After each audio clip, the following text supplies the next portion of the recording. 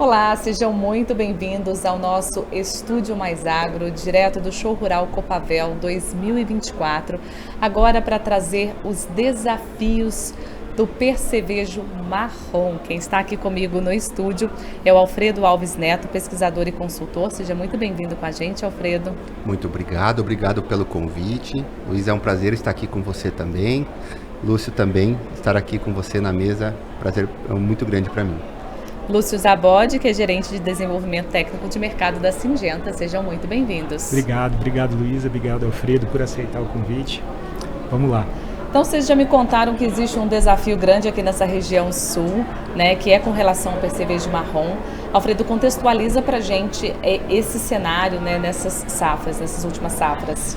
Então, as últimas safras elas têm sido muito desafiadoras porque o principal controle para o percevejo marrom é o controle químico e biológico. E ele chega até a lavoura através das aplicações, né, com os pulverizadores.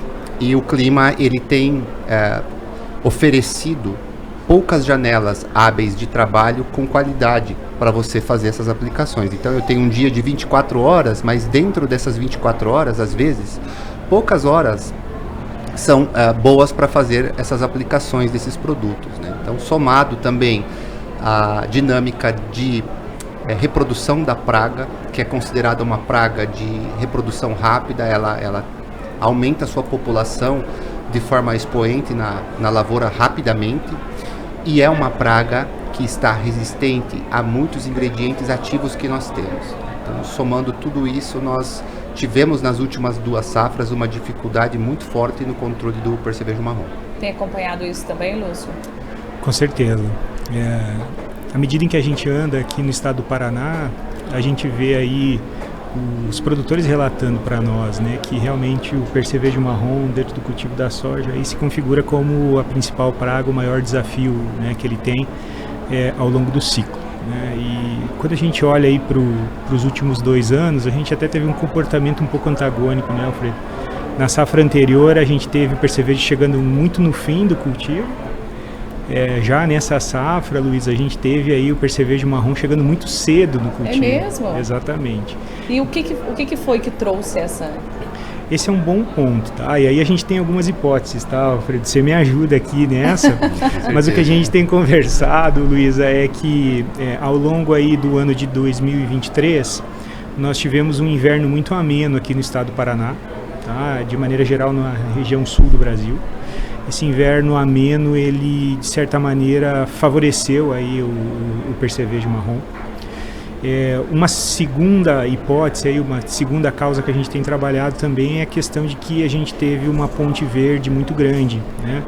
O final da safra de soja 22-23 acabou se alongando. Que é essa ponte verde? É a presença de cultivos onde o percevejo, né, ou as pragas podem permanecer ou sobreviver, né? Sem uma grande entre-safra, né, um período onde ele não tem como se alimentar. Então, a safra de soja se estendeu, a safrinha de milho se estendeu, o plantio também até abril, né? Isso acabou ocasionando também uma janela entre o milho safrinha e o plantio da soja muito pequena, né? Então são 2 hipóteses, né? E uma terceira hipótese é que se a gente resgatar a safra que passou também, 22-23, o final da soja foi muito chuvoso e muitos produtores não tiveram a condição que o Alfredo trouxe muito bem, né, de entrar com as últimas aplicações. Então a gente terminou a última safra de soja com uma população de percevejo muito alta. Legal. E você comentou, Alfredo, que multiplica muito rápido. Então, quais são os prejuízos quando você tem um ataque? E outro ponto importante que eu acho que a gente pode linkar com o que o Lúcio trouxe, deixar de fazer uma aplicação é um problema, né? Sim. A ausência da aplicação é um problema sério, mas tecnicamente você colocar o ativo na hora exata e na dose, o ativo correto, que também é um dos grandes desafios. Então o percevejo ele tem uma dinâmica muito interessante porque em certa parte do ano ele sai do cultivo e vai fazer a diapausa, né, nas matas nativas que nós temos da região. E lá ele se alimenta de diferentes espécies, né? Porém, essas espécies não oferecem para ele uma nutrição tão adequada quanto a soja oferece. Ele é esperto, Ele né? é muito esperto. Ah. Então é muito mais fácil você controlar uma praga mal nutrida, que é essa primeira praga que chega, né, essa primeira chegada dele, do que você controlar os filhos deles que já vão ser nutridos com a proteína que a soja oferece, né, com toda a nutrição que a soja oferece. Então esse percevejo, já que ele faz o seu ciclo dentro da cultura, já é um super desafio de controlar ele. Então, conversando com os agricultores daqui da região e também assistindo algumas áreas, você vai notar que não é difícil você encontrar agricultores que fizeram 5 aplicações para o controle de percevejo. Eu vi fazendas que fizeram até 7 aplicações para o percevejo, misturando doses e produtos comerciais robustos aplicados à soja e sem eficiência de controle. Erro no timer? Erro no timing. Porque justo a hora de você baixar a população e você ter o controle do percevejo é nessa primeira chegada dele na lavoura. E depois disso você tem um problema técnico, né, que vai desde o fechamento da cultura, que impede a chegada dos defensivos, né, na parte baixa do dossel. Quantos desafios, quando não está seco, está chovendo demais, né, os desafios do clima que oferece essa janela difícil para nós. E os ativos, né, que a praga já se encontra resistente, né. Tem um pesquisador aqui no Paraná que está documentando a resistência do percevejo marrom até 5 vezes a dose de acefato comercial que nós temos. Poxa, o que isso significa? Significa que eu teria que aplicar doses de produtos, né, de 5 até 7 vezes a dose, né, que nós temos de bula para poder chegar num controle, né. Ou seja, ele está resistente a isso. Nossa, que problema. Então é um problema, porque não adianta o agricultor ter o dinheiro, ele não vai conseguir controlar. É uma coisa de manejo, de conhecimento, né, e utilizar ferramentas que consigam ter um residual dentro da lavoura dele para poder controlar essa praga. E aí é legal porque a gente pode falar da nova tecnologia que está chegando nesse controle, né? Exatamente, exatamente. Eu acho que o Alfredo, se nós tivéssemos combinado, não tinha ficado tão bom.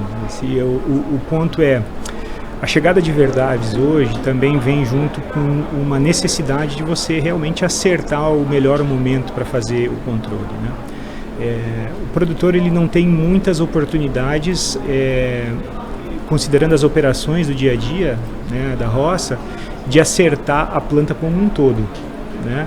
Então essas oportunidades normalmente elas estão aí ao redor dos 28 dias, onde o produtor entra com uma aplicação de herbicida junto com uma aplicação de fungicida. E a gente vê que é um momento muito bacana de você começar o controle das pragas migratórias e das pragas iniciais, né? Então essa é a primeira janela que a gente enxerga, né, Alfredo, para reduzir a infestação e a população. E a segunda oportunidade que ele tem de fazer esse produto chegar em toda a planta é no pré-fechamento. Tá. E aí no pré-fechamento é onde a gente realmente tem posicionado, né, a nossa nova tecnologia à base de Plinazolin, que é o Verdaves, que é um produto que ele tem aí várias características que a gente pode explorar ainda ao longo da nossa conversa, mas que realmente vão fazer com que o neto não brinque com o avô dentro da lavoura, né? Então, a gente tem controle de adultos naquele momento, tem controle de ninfas e tem controle, um efeito ovinicida, né? Então ele realmente quebra o ciclo das pragas e ele tem essa característica de ser, além de um excelente inseticida, um melhorador de manejo. Legal. Ou seja, aquelas aplicações que vão vir na sequência, elas vão sair fortalecidas pela boa base e o timing correto da entrada desse produto. E Alfredo, enquanto pesquisador, né, você fez algum trabalho utilizando esse produto? Como que é, né, acompanhar uma chegada nova de uma tecnologia? Sim, é um desafio e uma responsabilidade muito grande ao mesmo tempo, porque alguns problemas que ocorrem na agricultura, eles não param só no agricultor, eles afetam a cadeia de alimentos, de produção de alimentos, de qualidade de alimentos mundial. Então o percevejo é uma dessas pragas, né, que afeta a segurança alimentar? A segurança alimentar. Reduz drasticamente a quantidade de óleo quando você não controla ele, porque a toxina dele é muito forte. Reduz a qualidade do produto, então as indústrias também são penalizadas com isso. Então quando chega alguma ferramenta nova, é uma responsabilidade muito grande testar ela. Então por isso que a gente estuda as técnicas experimentais, a gente busca conduzir esses ensaios de forma mais rigorosa possível para poder estudá-la. Né? Sempre é uma grande expectativa quando chega um defensivo novo para ser estudado. E nós temos uma responsabilidade também em avançar essas tecnologias. Então, nós estamos já no 3º ano de testes com o Verdavis na cultura da soja. Né? Já fizemos 2 anos e estamos indo agora para o 3º. E o que foi observado? Nós conseguimos observar que é uma molécula altamente eficiente para percevejo marrom. Ela oferece uma facilidade que é de você deixar a molécula no campo e aguardar a chegada então da praga. Fora esse ponto, os ensaios de pragas eles não ficam só no percevejo, porque é muito difícil você conseguir isolar uma grande área e não ter ataque de outras pragas. Né? Então nós notamos um controle muito eficiente para pragas como o ácaro, controle bom para o trips. E também estamos terminando aí esses estudos, né? Mas nós vimos também uma supressão muito forte nas lagartas, né? No complexo de lagartas da cultura da soja. Então nos impressiona como é um defensivo de amplo espectro de controle de pragas, né? E também o residual e essa facilidade de ter a janela para fazer a aplicação. E aí, Lúcio, existe uma preocupação muito grande com relação ao posicionamento, ao uso adequado, porque senão a eficiência também pode não existir, né? Exato. A nossa preocupação inicial, aí, principalmente para essa safra, né, era que a gente tivesse aí realmente uma experimentação do produto e onde a gente pudesse causar para os nossos clientes uma experiência muito positiva com esse produto. Então era nosso principal objetivo, né? E para que essa experiência realmente fosse positiva, o posicionamento de Verdavis, né, com os nossos clientes precisava ser executado, né, com perfeição. Então, todo o nosso time Syngenta, todos os nossos parceiros, as pessoas que nos ajudaram a desenvolver esse produto, né, abraçaram essa causa. Então, o nosso posicionamento hoje, que é essa aplicação no pré-fechamento, né, do cultivo da soja, praticamente finalizando, né, essa safra, a primeira safra comercial, tem nos trazido relatos de realmente o produtor ter tido uma jornada, uma experiência muito positiva. Então, eu acho que é fruto, obviamente, de um produto que é realmente inovador e que entrega alta performance, mas também é fruto do esforço de toda uma cadeia aí que vai desde a Syngenta até os nossos parceiros, né, de realmente reforçar a importância do correto posicionamento. Porque isso faz toda a diferença, né? Senão você não alcança o teto produtivo, você pode posicionar mal o produto. Como é que fica essa questão para vocês na pesquisa? Sim, a agricultura ela tem sido alicerçada em torno do conhecimento e da informação correta, né? Então, você pega, por exemplo, comparado com outros setores. Eu vou comprar, por exemplo, a máquina melhor, que me entrega mais, ela vai me dar mais rendimento, vai me gastar menos combustível e eu vou ter meu produto. Na agricultura não adianta você ter o dinheiro e comprar as melhores ferramentas, você precisa saber implementar elas nas horas, né, nos momentos mais corretos. E o Verdavis é um desses produtos. Nós precisamos ser muito técnicos na implementação dele na lavoura. Para o agricultor ter a experiência com o Verdavis e aproveitar cada centavo do seu dinheiro gasto, né, com essa ferramenta, ele precisa de um engenheiro agrônomo. Nós, como engenheiros agrônomos, precisamos estar estudando a todo momento, porque a agricultura ela muda assim como todos os setores mundiais vêm mudando, então exige de nós essa atenção, né, com o nosso agricultor, e o agricultor também precisa dar as mãos, né, para o engenheiro agrônomo aceitar esse posicionamento, né? Um bom monitoramento de pragas, isso daí vai levar ao sucesso da lavoura. Então temos situações, por exemplo, na nossa consultoria, onde nós implementamos esse tipo de monitoramento e trabalhamos com as melhores ferramentas, né? Inclusive também trabalhamos com o Verdavis. Nós tivemos áreas, né, grandes que fecharam com 1.3 aplicações de percevejo. Ou seja, nós tivemos, em algumas poucas áreas necessitou de uma segunda aplicação.